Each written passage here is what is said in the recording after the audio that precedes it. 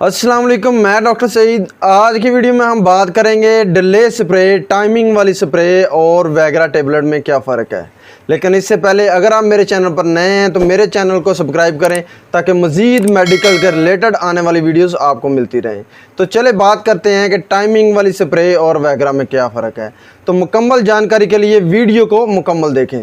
बात करते हैं डिले स्प्रे जो है वो किस तरह काम करती है। पहली वीडियोस में मैंने बताया कि वैगरा जो है जब हमारे जिस्म में जब हम खाते हैं तो नाइट्रिक ऑक्साइड जो है वो स्टिमुलेट हो जाता है, जिसकी वजह से खून का बहाव जो है वो बहुत ज़्यादा बन जाता है, पट्टों की रिलैक्सेशन होती है और खून का बहाव बहुत ज़्यादा बन जाता है और रिएक्शन होना शुरू हो जाती है लिंग में। लेकिन जो डिले स्प्रे है, टाइमिंग वाली स्प्रे, वो क्या करती है।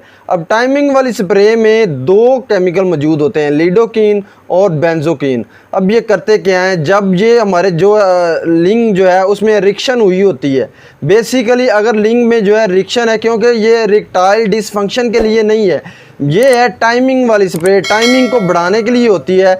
अब जो है हमारा लिंग जो है उसमें रिएक्शन है, तो उसमें अगर जो है उसकी जो फर्स्ट हिस्सा है यानी कि पहला हिस्सा जिसे कैप कहते हैं, उसमें हाइपर सेंसिटिविटी लेवल जो है वो बहुत ज़्यादा होता है।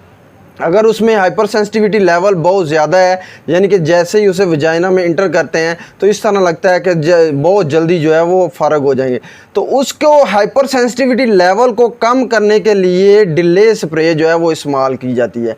अब जब हम डिले स्प्रे इस्तेमाल करते हैं तो वो बहुत ज़्यादा ठंडी महसूस होती है और उसमें मौजूद जो केमिकल हैं वो उस हिस्से को आस्ता आस्ता जो सुन कर देते हैं, जिससे हाइपर सेंसिटिविटी लेवल जो है वो कम हो जाता है।